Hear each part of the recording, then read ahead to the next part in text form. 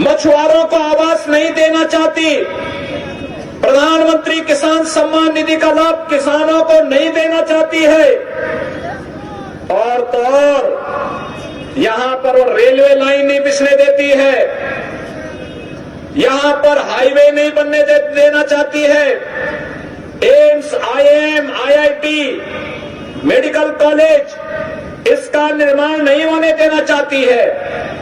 वह केवल चाहती है, भाजपा कहती है सबका साथ सबका विकास का, और ममता दीदी कहती है कि मेरा विकास और तृणमूल का विकास हो, बाकी किसी का विकास न हो।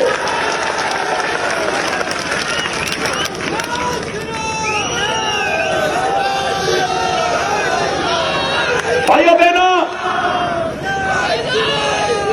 ममता दीदी का नारा यही है बंगाल में, मेरा विकास और तृणमूल का विकास।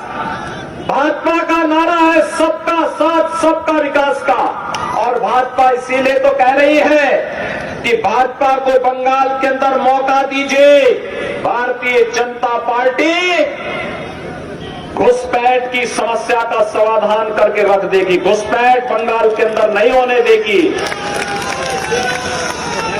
भारतीय जनता पार्टी को मौका दीजिए। जो लोग दुर्गा पूजा को प्रतिबंधित करते हैं, मां सरस्वती की पूजा को प्रतिबंधित करते हैं, वे लोग बंगाल की धरती में टिक नहीं पाएंगे। ममता दीदी तो पहले जय श्री राम को प्रतिबंधित करने का प्रयास की, लेकिन मैं आपका अभिनंदन करूंगा कि आप सबने जय श्री राम का नारा ही हर जवान से निकलना लग गया है।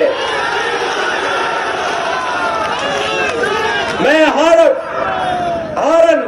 यहां के नौजवान के मुंह से, हर बुजुर्ग के मुंह से, हर माता और बहन के मुंह से जय श्री राम का नारा इस समय सुन रहा हूं। यही तो राम की महत्ता है।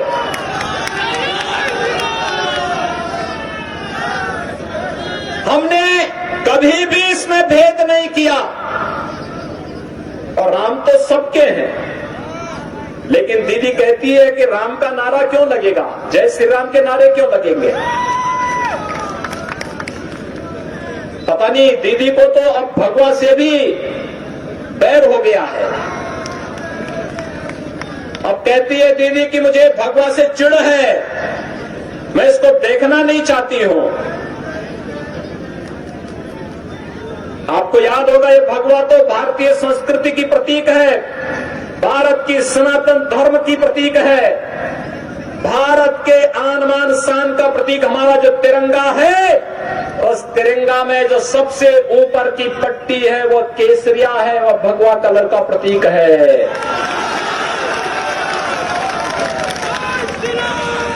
यही बंगाल की धरती है, रामकृष्ण परमहंस और स्वामी विवेकानंद की धरती है। स्वामी प्रणवानंद ने इसी धरती से दोष करके भारत के सनातन हिंदू धर्म की रक्षा का आह्वान प्रत्येक भारतवासी से किया था।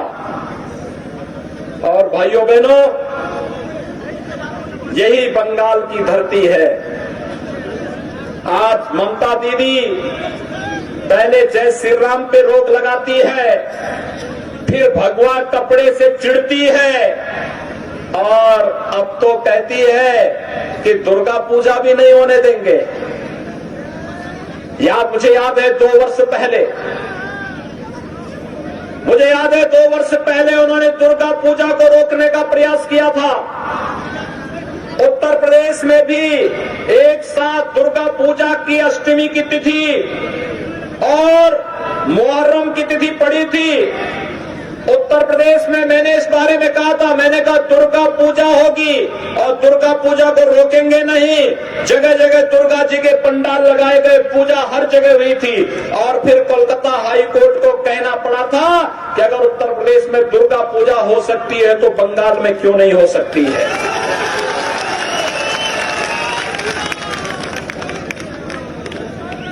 आखिर कब तक ये तुष्टीकरण की भेंट हम यहाँ की आस्था को और आम जन के विश्वास के साथ करते रहेंगे। और यही तो तृणमूल कांग्रेस कर रही है।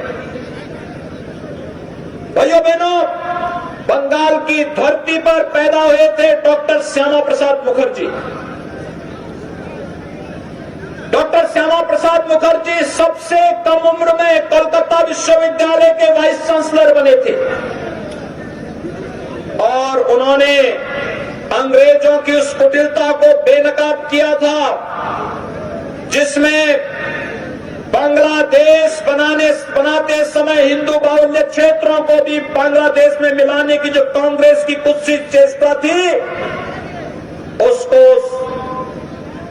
बेनकाब करने का काम किया था डॉक्टर श्यामा प्रसाद मुखर्जी ने थे, जिसको उस समय एक साजिश के तहत बाहर करने का प्रयास हो रहा था।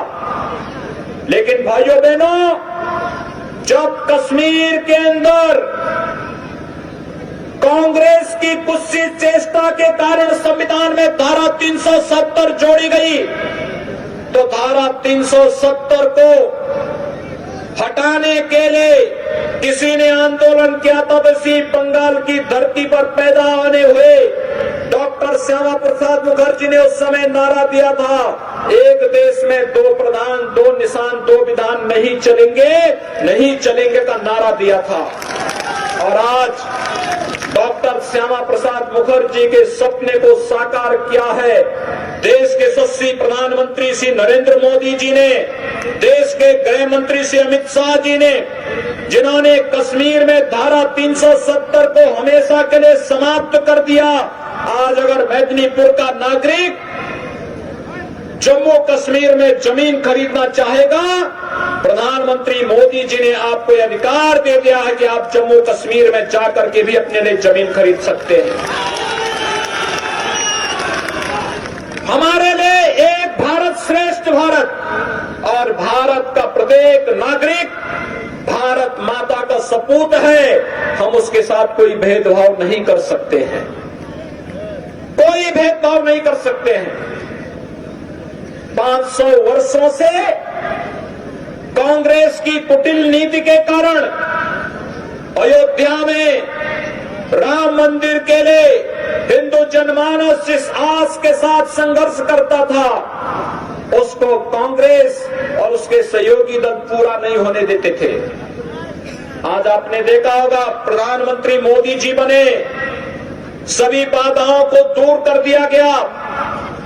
5 अगस्त 2020 को प्रधानमंत्री मोदी जी ने अयोध्या में भगवान राम के भव्य मंदिर निर्माण का शुभारंभ भी कर दिया है।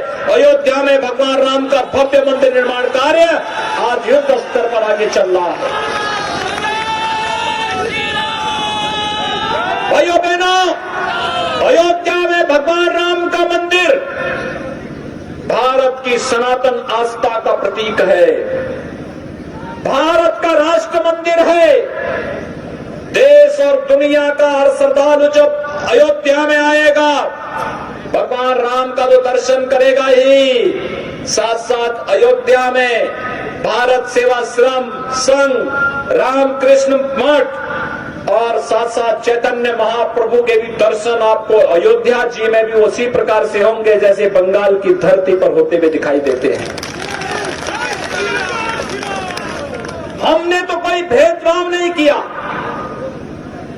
बंगाल की धरती पर स्वामी विवेकानंद पैदा हुए, लेकिन राष्ट्रीय स्वयंसेवक संघ के एक प्रचारक ने स्वामी विवेकानंद की शिला स्मारक का निर्माण कन्याकुमारी में करने का कार्य किया था। कन्याकुमारी तमिलनाडु में है, आप जाइए, आज वहां का एक प्रमुख पर्यटन केंद्र के रूप में, प्रेरणा केंद्र के रूप में विवेकानंद शिला कन्याकुमारी के अंदर बनी हुई है।